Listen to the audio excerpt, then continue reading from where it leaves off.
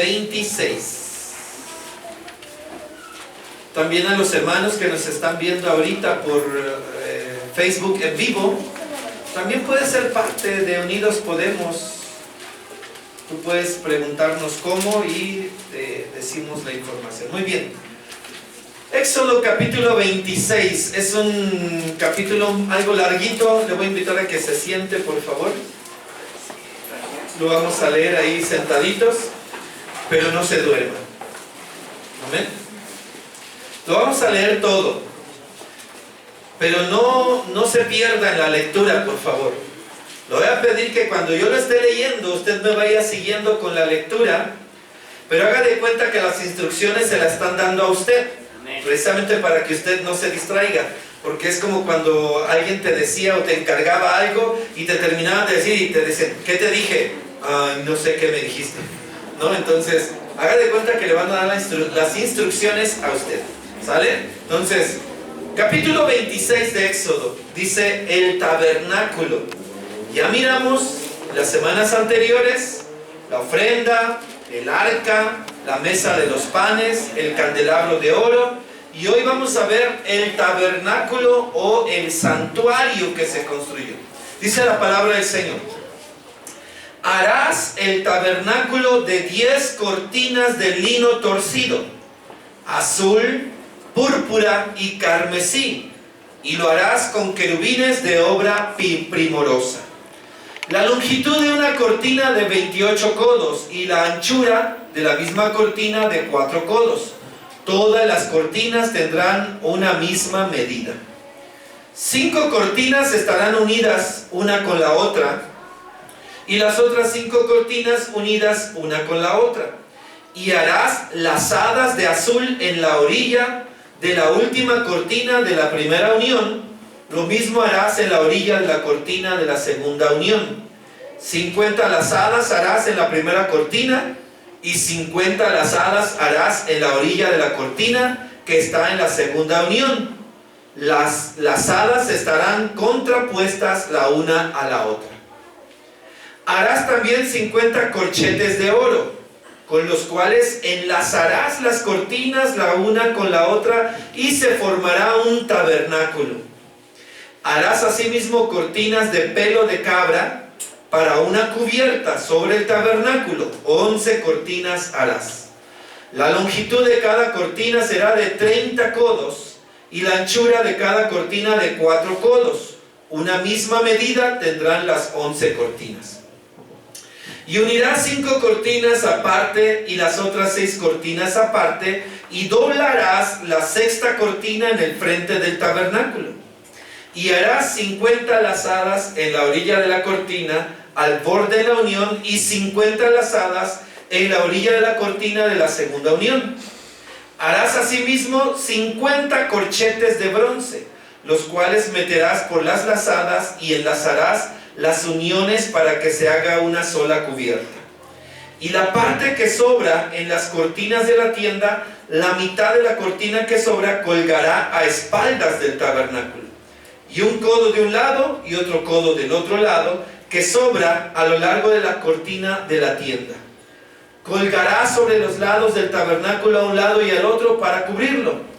Harás también a la tienda una cubierta de pieles de carneros teñidas de rojo y una cubierta de pieles de tejones encima. Y harás para el tabernáculo tablas de madera de acacia que estén derechas.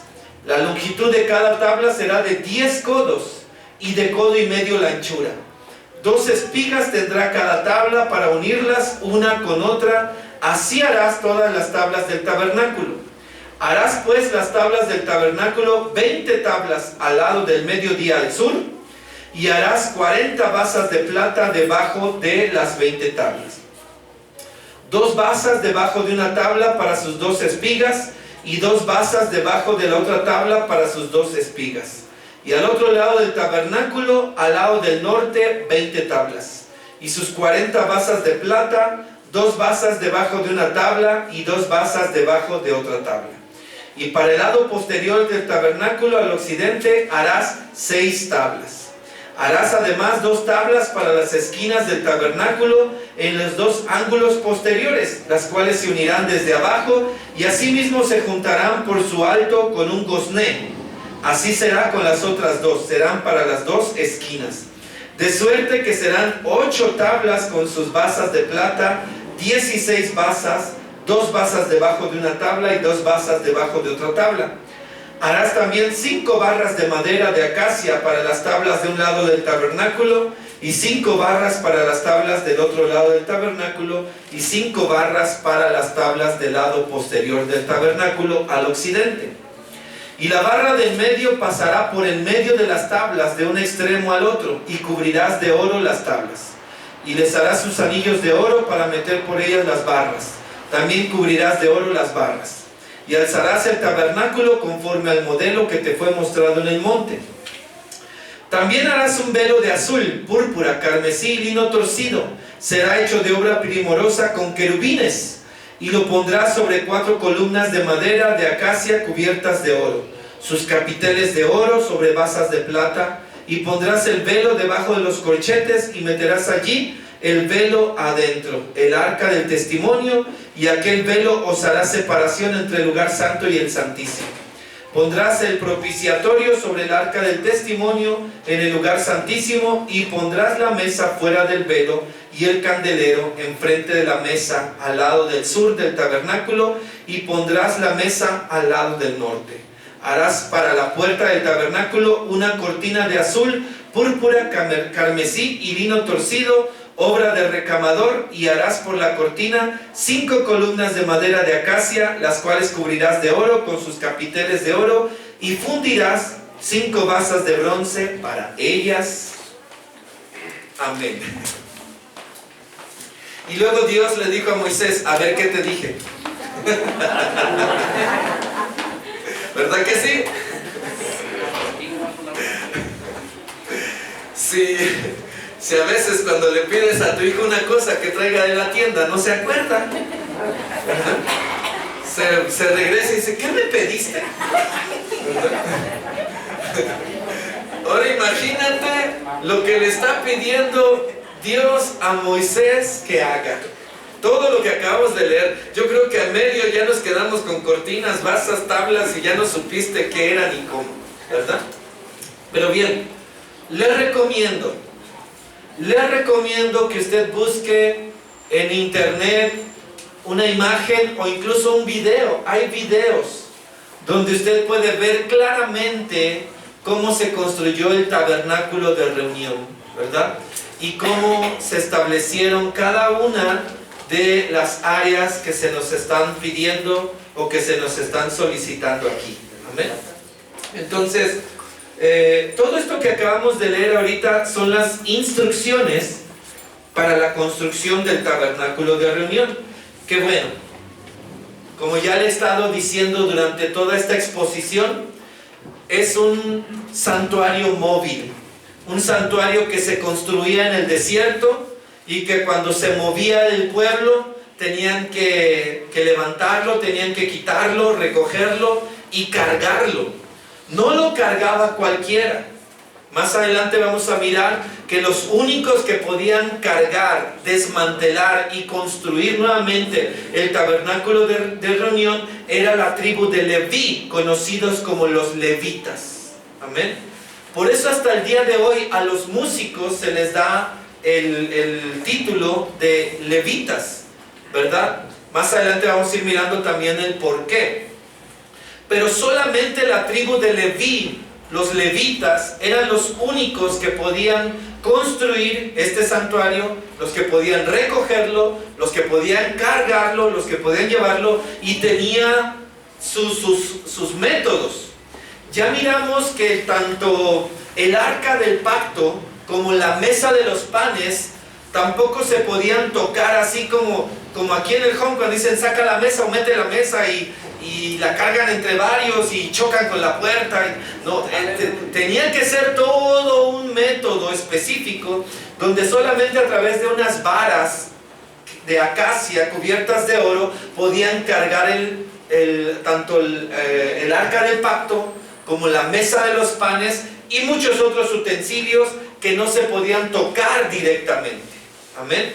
Porque desde el momento en que quedaron elaborados o hechos, estos elementos o estos muebles o instrumentos de consagración estaban diseñados precisamente para santificarlos. Es decir, que no fuesen tocados por cualquier mano, que no fuesen tocados por cualquier persona. Ahora bien, estas instrucciones, el capítulo 26 de hecho, quizás muchas veces nos lo hemos brincado, ¿verdad? Hemos preferido brincarnos su lectura o la leemos así como ahorita, que ya a la mitad de la lectura ya sentíamos como que ya era demasiado para nuestra mente, ¿verdad? Son demasiadas instrucciones, ¿verdad? Las tablas, las maderas, las pieles, las cortinas, las medidas, pero qué bendición por aquellos niños que le dicen a su mamá, déjamelo a punto. ¿Verdad que sí? Cuando lo mandas a la tienda y dice, no confío en mis neuronas. Aleluya. ¿Verdad? Porque yo me conozco y no confío en mis neuronas, mejor déjamelo a punto. ¿Un qué de qué? ¿De cuánto? ¿Verdad? Para que no llegue a la tienda pidiendo un huevo de a kilo. ¿Verdad que sí? Que dices, me da un huevo de a kilo. Y no era un kilo de huevo, etc. Entonces, lo mismo hizo Moisés. Moisés, hermano, en lugar de quedarse así como tú y yo nos quedamos hace ratito, lo apuntó. Y obviamente que ya apuntado ya te lo llevas. Y ya cuando te lo llevas, ya lo pones ahí, mira, a ver, haz primero esto y ya lo hace primero, lo primero que tenía que hacer, ¿verdad? Cortar las cortinas de las medidas que se pidió y luego hay que hacerle sus enlaces, sus lazadas. Bien.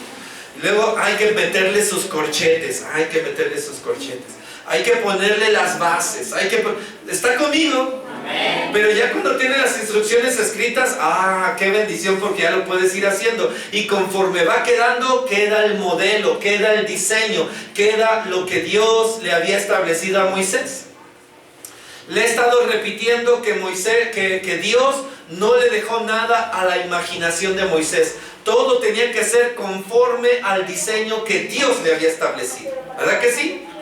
Moisés no dijo, que le dijera a alguien, Moisés no queda, pues amárralo con un lazo. No, ¿verdad? O agárralo por ahí, o ponle, no. Tenía que ser exactamente a la perfección del diseño que Dios le había pedido que se hiciera. Cuando hablamos esta mañana del tabernáculo, hablamos ya de la tienda. Ya miramos algunos muebles, todavía nos faltan algunos por mirar, pero el tabernáculo era la tienda. Espero que usted pueda ir a una imagen o a un video donde usted pueda mirar cómo era esa tienda, donde era un lugar, tabernáculo de reunión. El tabernáculo era el santuario móvil que se construía en el desierto para que la gente pudiera adorar, y alrededor se ponían todas las tribus de Israel, hermano. Amén. Bien. No quiero tomar mucho tiempo porque ya le dimos lectura a las instrucciones. Ahora, quiero explicarle brevemente el significado de algunas de ellas. Y nos dice que cuando llegamos a las instrucciones para la construcción del tabernáculo, solemos leer rápidamente o inclusive nos las saltamos. Si podemos evitarlo, lo evitamos y decimos, hoy no quiero leer eso porque es demasiada información, no puedo entender de qué está hablando ni lo que está diciendo. Pero este capítulo no solo trata de cómo se debía de construir el tabernáculo, sino que también trata de la santidad de Dios. Si tú te brincas ese capítulo porque se te hace muy aburrido, o porque dices, no le comprendo, no le entiendo, o no me interesa, ¿verdad? Es demasiada información para mí, te estás perdiendo la oportunidad de ver cómo Dios diseñó una imagen de su santidad. El tabernáculo de reunión, hermano, es una imagen en la tierra de la santidad de Dios. Ya le explicaba en mensajes anteriores que muy bien Dios podría haber bajado del cielo un tabernáculo de reunión, ¿verdad que sí? Él es Dios y Él pudo haber hecho, porque aún en el Apocalipsis nos dice que la nueva Jerusalén descenderá ¿de dónde? Cielo. Del cielo, es decir, que Él ya la diseñó, Él ya la tiene hecha. Pero Él quiso que los hombres en la tierra pusieran de su parte y que lo diseñaran. Y que cada partecita de Él, todo lo que leímos ahorita, las telas, las pieles, las maderas, los utensilios, todo tiene un porqué y tiene un para qué. Y todo representa la santidad de Dios, su condescendencia y su carácter celestial.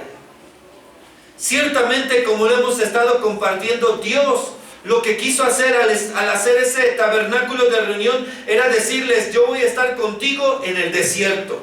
Amén. Eso es impresionante, maravilloso, lo más grande que le pueda decir en esta mañana, porque en esta pandemia Dios está contigo. Amén. De eso se trata, hermano. Cuando Dios le dijo a Moisés: quiero habitar en medio de ustedes en el desierto, Él dejó el cielo. Él quiso dejar el cielo, Él quiso dejar su santuario celestial para descender al desierto, hermano.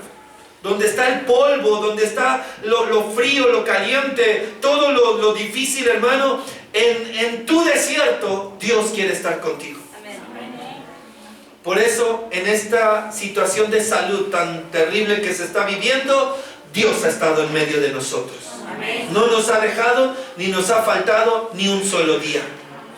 Ciertamente Dios quería habitar y estar cerca de su pueblo. Eso ya lo vimos. Pero esta cercanía tampoco debía dar pie a una falta de respeto. Y por eso es que Él diseñó un santuario, diseñó este tabernáculo con algunos espacios, subdivisiones podríamos decir. Este tabernáculo tendría algunas divisiones, era como en este caso. Vamos a poner un ejemplo. Y mira que esta mañana Dios nos permite tenerlo. Dijéramos, hermano, que el patio de esta casa, los que están allá afuera, están en el atrio. A ese espacio se le puede llamar atrio. Diga conmigo, atrio. Y el atrio es como el patio. Y este santuario móvil tenía un atrio, tenía un santuario, perdón, tenía un patio, un atrio. Y el atrio es el patio. Entonces, mis hermanos que están ahorita allá afuera están en el atrio del tabernáculo de reunión, o en el patio. Amén. Ahora bien, en el patio o en el atrio podían entrar todo el pueblo que quisiera. Todo el pueblo tenía acceso al atrio o al patio. Ahí estaba otro mueble que vamos a mirar mucho más adelante, que es el altar del holocausto. Y ahí podían entrar a quemar sus ofrendas o a dedicar sus ofrendas. Todos podían entrar hasta ahí. Diga conmigo, hasta ahí. Hasta ahí. Todo el pueblo podía entrar hasta el patio. Si queremos tener un ejemplo más o menos de esto, les diría: los que están allá afuera son el pueblo. ¿Cuántos dicen amén? Amén. Gloria a Dios.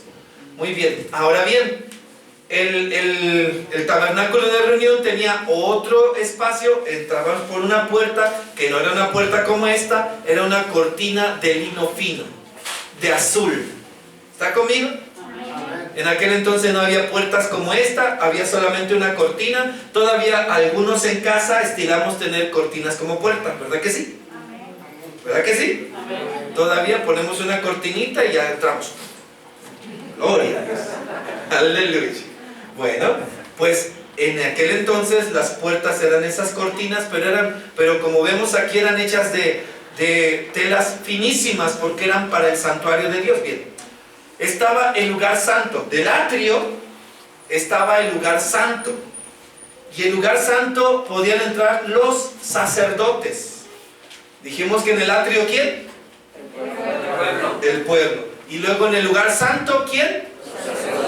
Los sacerdotes. Los sacerdotes podían entrar al lugar santo, que era como el otro nivel. Está el atrio, luego el lugar santo. Después de entrar por la cortina estaba el lugar santo. Y en el lugar santo podían estar los sacerdotes. Ahí en el lugar santo estaba la mesa de los panes que ya miramos. Estaba también el candelabro de oro que ya miramos también. Y también estaba un altar del incienso que todavía no revisamos. Todavía nos falta llegar a ese elemento. Pero ya miramos la mesa de los panes. Ya miramos el candelabro de oro. Nos falta todavía ver el otro que es el altar del incienso. Pero hasta ahí era el lugar santo. Y en el lugar santo solamente entraban los sacerdotes. Ahora, había otro velo. Un velo que también dividía. Quizás podemos decir que los que estamos aquí somos los sacerdotes y estamos en el lugar santo. ¿Está conmigo? Pero si aquí hubiera una cortina o un velo muy especial, entonces el velo cubría otro espacio más íntimo que se le llamaba el lugar santísimo. Ya tenemos el atrio, tenemos el lugar santo, pero también tenemos el lugar santísimo. Y en el lugar santísimo únicamente entraba el sumo sacerdote. Ya dijimos que aquí los sacerdotes, pero de aquí para allá ustedes son los sumos sacerdotes. Amén. Pero el sumo sacerdote nomás entraba una vez al año y era de acuerdo a sus familias y de acuerdo a una situación importante ahí también, donde cada personita podía entrar una sola vez al año. Y el sumo sacerdote corría un alto riesgo, aleluya. El sumo sacerdote tenía que cuidar su vida en santidad completamente. Ya conmigo, santidad. Santidad. Porque si el día que le tocaba entrar al lugar santísimo no estaba él entrando en santidad, corría el riesgo de morir allá adentro, hermano. Y por eso a los sumos sacerdotes se les ponía, hermano, unas como cascabeles o campanillas para saber que estaba vivo todavía.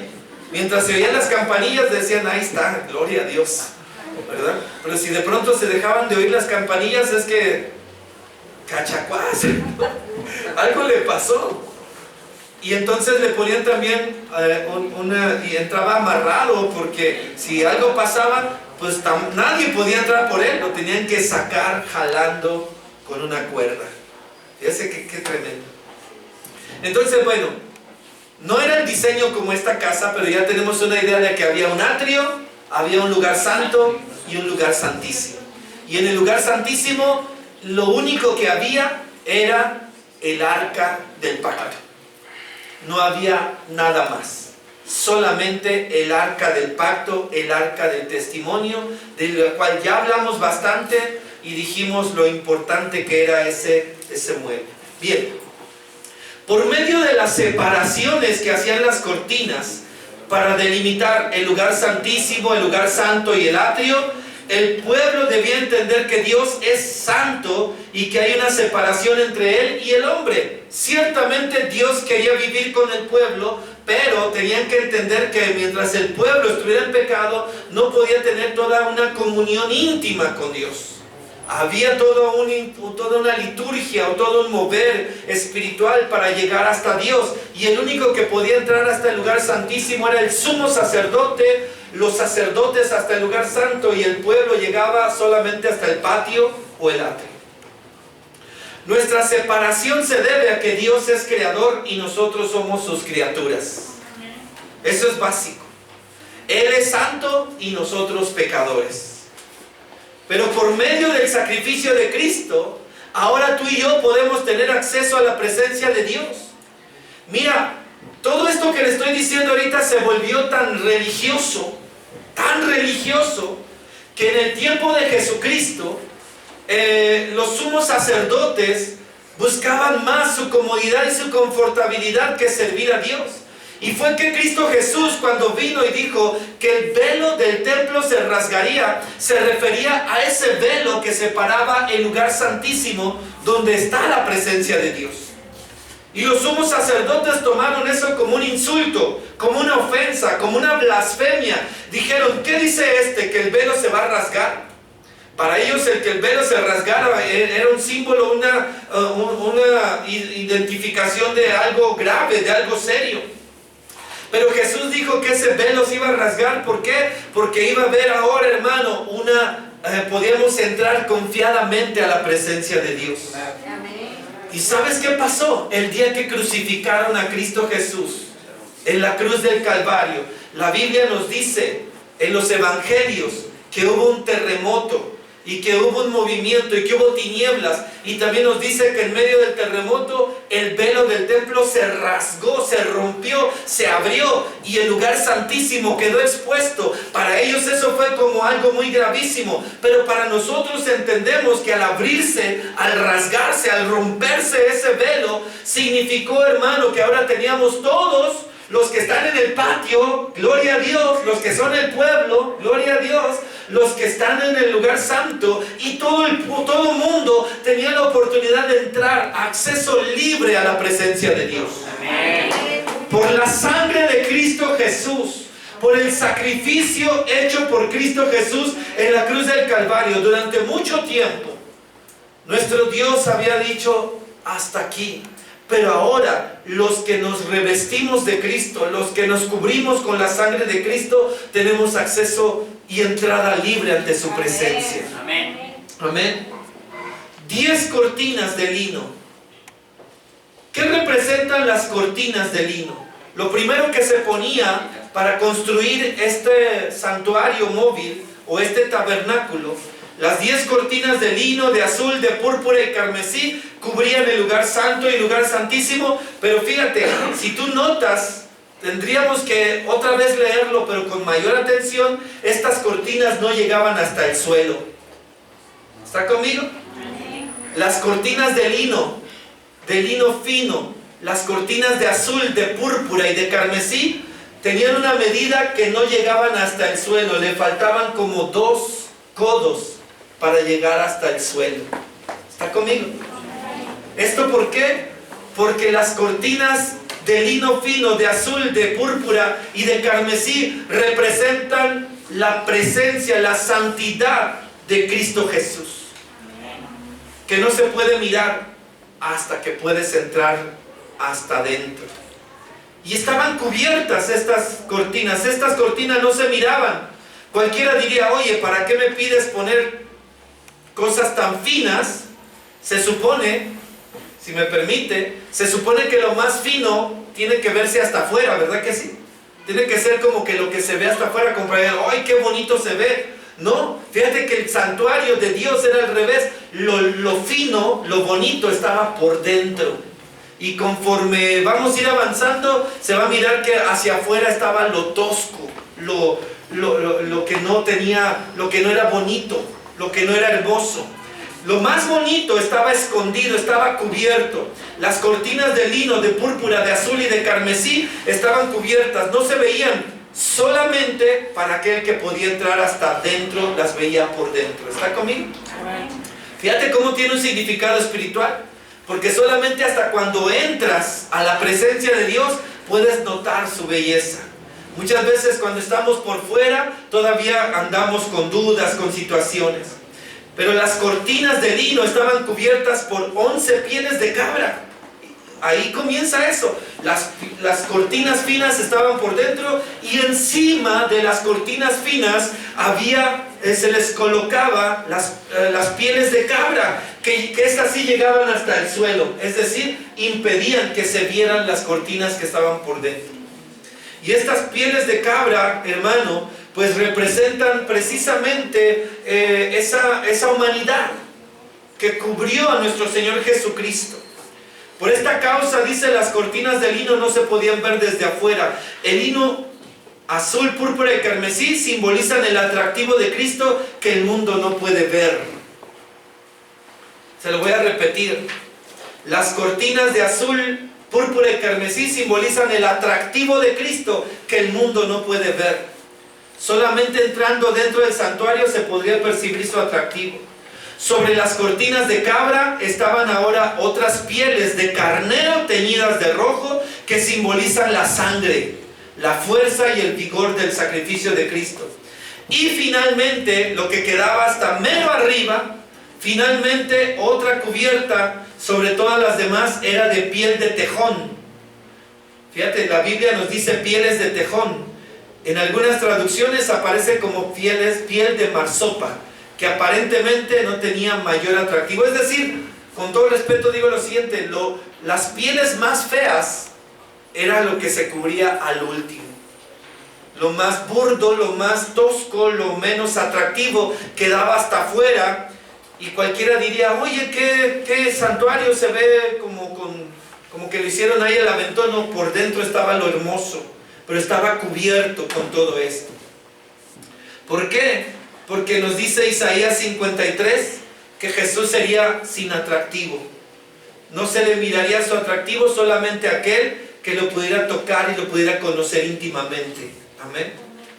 Los velos de los cuales habla esta escritura nos muestran nuestras limitaciones humanas, porque no nos permite. Los velos son como algo que impide entrar a los lugares fácilmente, como que el hecho de poner una cortina. Tú pones una cortina para delimitar un espacio. ¿Cuántos dicen amén? Amén. Tú en tu casa pones una cortina y alguien entiende, se delimita un espacio, se está diciendo que de aquí para allá no puedo pasar, ¿verdad que sí? Sería de mal gusto que llegara un visitante, ¿verdad? Y de pronto como que recorre la cortina, ¿verdad? O abre la cortina sin previo aviso o sin previa autorización. ¿Me explico? ¿Verdad? Muchas cosas pueden pasar. Se pierden hasta amistades en ese momento, ¿verdad? Entonces, por eso los velos representan ese límite de decir, hasta aquí puedes llegar, hasta aquí puedes entrar. Las cortinas y los velos representan esa limitación. Pero el Espíritu Santo ahora es el que quita los velos. Recuerda que ahora los velos, hermanos, son con esos límites. El Espíritu Santo viene y los quita para que tú y yo podamos ser parte de la gloria de Dios. Amén. Ya estoy terminando, hermano. Yo sé que el tema es un poquito complicado, pero es de bendición. La última parte, las tablas. Las tablas, hermano, de las cuales nos habló, era lo que delimitaba todo el tabernáculo. Dijéramos en este caso, las tablas serían las paredes de esta casa. ¿Está conmigo? Las paredes de esta casa, de ahí donde está esa colgado que dice home, esa es la pared, ahí esa pared y esta pared también. Esas son las tablas, se pusieron tablas, pero eran tablas de acacia, nos dice. Eran tablas de acacia que era dura, que eran fuertes, que eran resistentes, y que eran unas tablas que estaban alrededor, pero estaban cubiertas de oro. Imagínate nada más. Ya lo dijimos una y otra vez, cómo se cubrían estas tablas de oro. Todo lo que veía la gente al pasar era un santuario impresionante, ¿verdad? Mirar las tablas cubiertas de oro. Había 20 tablas en cada lado y 10 en la parte posterior del tabernáculo.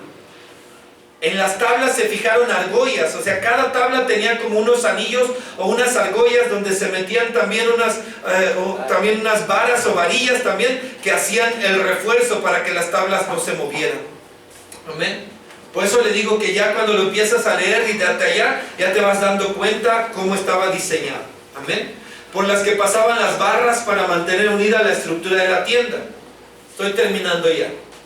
Todos los detalles del tabernáculo hablan de la persona o de la obra de Cristo en la salvación y a favor de los creyentes en su vida cristiana. Cada cortina, lazo y elemento del mobiliario revela alguna faceta de nuestro Salvador. Amén. ¿Me ayudan con el piano, por favor? Concluimos este tema. No lo tome a la ligera. Sé que es un poquito pesado el tema porque tú y yo no vamos a construir un tabernáculo. Ojalá que lo hiciéramos. Hubo unas personas que lo hicieron recientemente en el desierto. Construyeron un modelo a escala, es decir, a tamaño real, del tabernáculo de reunión. Vaya a YouTube, busque el video y vea cómo estaba establecido y cómo se veía, para que usted tenga una idea más clara de todo lo que le acabo de decir. Ahora bien, una cosa es lo físico, pero recuerda cómo nos dijo hace una semana la palabra que todo esto es sombra de lo que había de venir. Todo esto es un simbolismo de lo que había de venir. Cualquiera diría, está bonito el santuario, pero el santuario representa a Cristo. Cada parte representa a Cristo. Su personalidad, su amor, su compasión, su misericordia, su fe entre nosotros. Y lo más maravilloso, un Dios que quiere habitar en medio de nosotros. Un Dios bueno, un Dios puro que quiere estar en medio de nosotros. ¿Y sabes dónde? En los peores momentos de nuestra vida. Por eso el tabernáculo se construyó en el desierto. El tabernáculo se construyó en el desierto porque era una manera de decir: voy a estar contigo en tus momentos más difíciles, en los momentos de tribulación, en los momentos de dolor.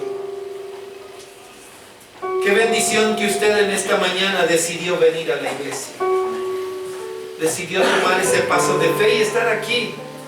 Eso indica que Dios sigue contigo, hermano, que Dios está contigo y que Él no te ha dejado, y que a pesar de que la situación es complicada y difícil, Dios sigue siendo bueno con nosotros. Amén.